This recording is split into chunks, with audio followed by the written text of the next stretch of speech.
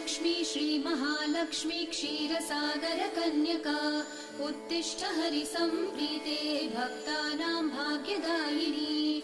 श्रीलक्ष्मी श्रीमहालक्ष्मी क्षीरसागरकन्यका उत्तिष्ठ हरिसम्प्रीते भक्तानां भाग्यदायिनी।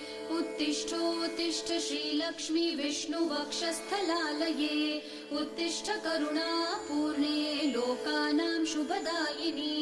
उत्तिष्ठोत्तिष्ठ श्रीलक्ष्मी विष्णुवक्षस्थलालये उत्तिष्ठ करुणापूर्णे लोकानां शुभदायिनी।